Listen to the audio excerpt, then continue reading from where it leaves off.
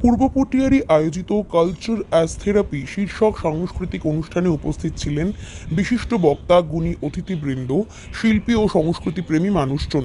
10ই মে 2026 রবিবার বিকেল 4:30 থেকে কলকাতার ফিল্ম সার্ভিস প্রাঙ্গণে অনুষ্ঠিত এই অনুষ্ঠানে নৃত্য, সঙ্গীত ও সংস্কৃতির মাধ্যমে মানসিক সুস্থতা এবং মানবিক চেতনার বার্তা তুলে ধরা হয়।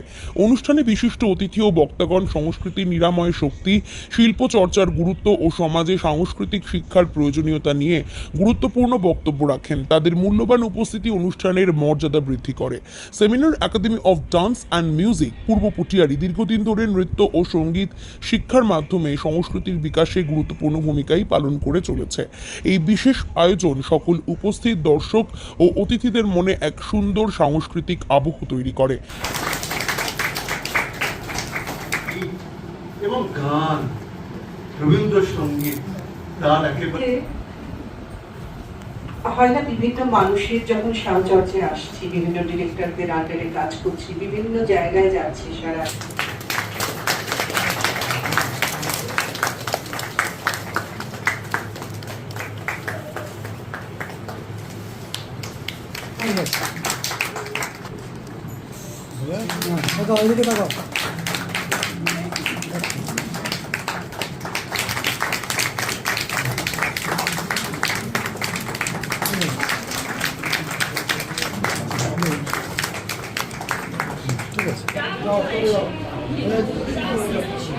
এসব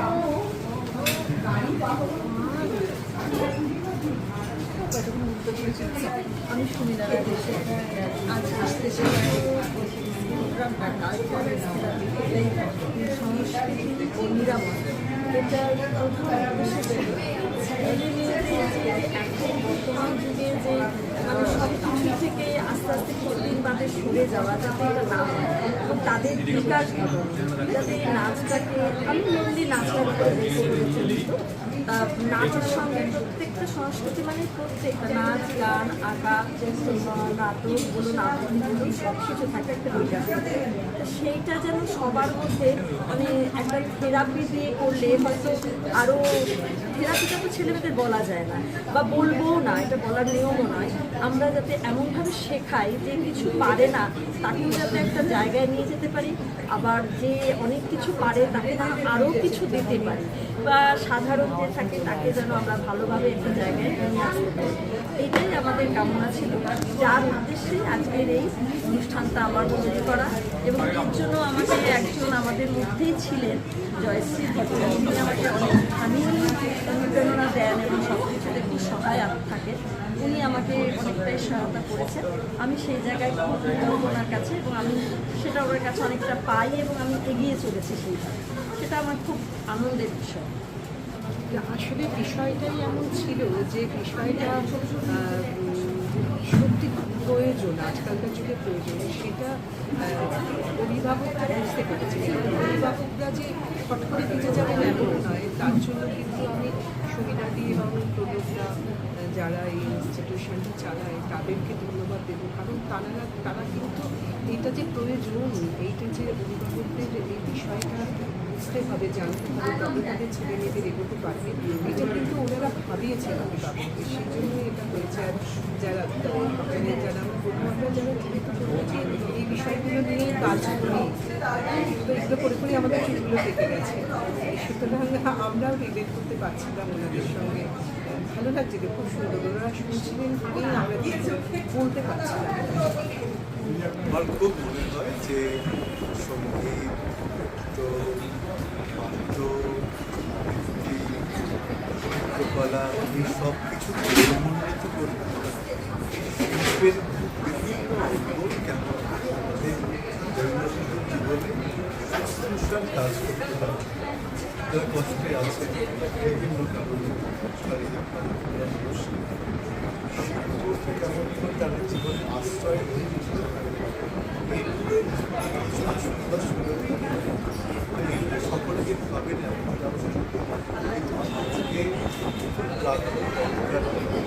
শিক্ষকেরা তাদের অভিজ্ঞতা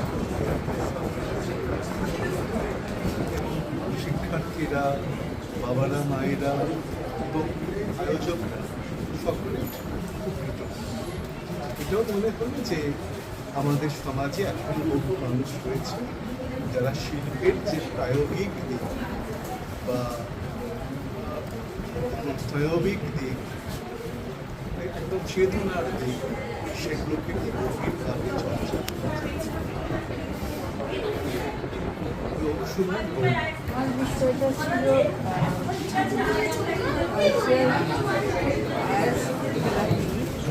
আমি কাজ করি স্পেশাল ছেলে সেখানে এইটা কতটা সেটা কিন্তু আমার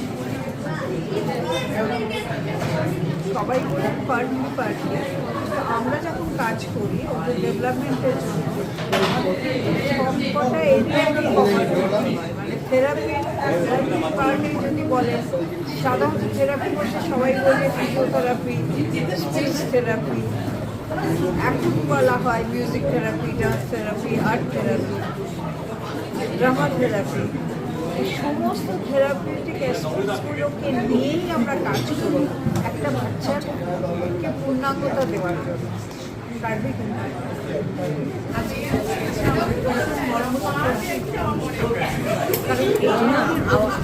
আস্তে করতে হবে, নাহলে কোনো বাইক তাহলে আগামী এবং আমরা আগামী সমাজকে তৈরি করতে পারবো। এই আলোচনাটা ভীষণ হওয়া জরুরি। এই যে টপিকটা এই টপিক কিন্তু আলোচনা করা হয়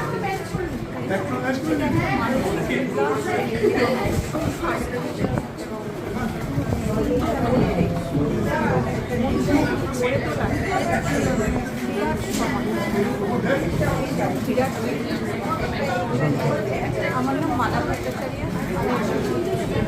খুব ভালো লাগছে। সুস্থ সংস্কৃতি আস্তে আস্তে কমতে কমতে একদম লোপ পেয়ে যাওয়ার অবস্থা। হয়তো এরপরে মঙ্গল গ্রহ থেকে সুস্থ সংস্কৃতিবান মানুষকে আনার চেষ্টা করতে হবে, এমন দিকে যাচ্ছে। তো সেই দিনে দাঁড়িয়ে আজকে এত ভালো একটি অনুষ্ঠানের সাক্ষী থাকলাম এবং এত ভালো বক্তাদের বক্তব্য, এবং সবথেকে বড় কথা তারা নিজেদের জীবন দর্শন, নিজেরা যেটা ফিল করেছেন সেটা কার্যক্ষেত্রে সেটা তুলে ধরলেন। আর আরও একজন উইথ ফোল্ডেড হ্যান্ডস আমি প্রণাম জানাবো যারা শ্রোতামণ্ডলী ছিলেন। এত ভালো, এত সুশিক্ষিত জ্ঞানী শ্রোতা আমি খুব কম দেখেছি। প্রথম থেকে শেষ পর্যন্ত আমি যতক্ষণ ছিলাম প্রত্যেককে দেখলাম অনুষ্ঠানটাকে ভীষণ রকমভাবে উপভোগ করলেন, এবং আমি তো ব্যক্তিগতভাবে খুব উপভোগ করেছি। আমার নাম ডক্টর চন্দ্রজিৎ গোস্বামী। আমি আজকে প্রধান অতিথি হিসেবে উপস্থিত থাকতে পেরে অবশ্যই ভীষণ ভীষণ খুশি। আমার টপিকটা ছিল ডান্স অ্যান্ড সাইকোলজি, যেহেতু আমি সাইকোলজি পড়াই বা সাইকোলজি স্টুডেন্ট। তো এই ডান্স অ্যান্ড সাইকোলজি নাচ নৃত্যের সাথে মনস্তাত্ত্বিক কি সম্পর্ক, কীভাবে নাচের মাধ্যমে মনস্তাত্ত্বিক জায়গাগুলো তার বিকাশটাকে করা যায়, এই জায়গাটা আমার টপিক ছিল।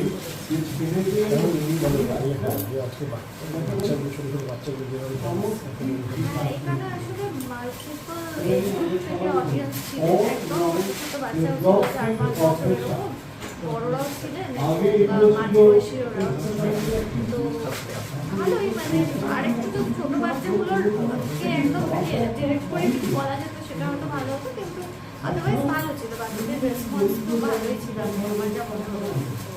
আমি চেষ্টা করলাম যে বুদ্ধির বিকাশ বা ইমোশনের ডেভেলপমেন্ট এগুলো কীভাবে অ্যাড্রেস করা যায় নাচের মাধ্যমে। এবং এখন যেমন সবসময় আসলে দেখি যে কালচারাল অ্যাক্টিভিটিস আর ডিসকারেজড, যে মানুষ তাদের ছেলে মেয়েদেরকে সবসময় বলছে যে নাচ করতে হবে না বা গান গাইতে হবে না বা নাটক শিখতে হবে না বা আবৃত্তি বন্ধ করে দাও, পড়াশোনাটাই সব।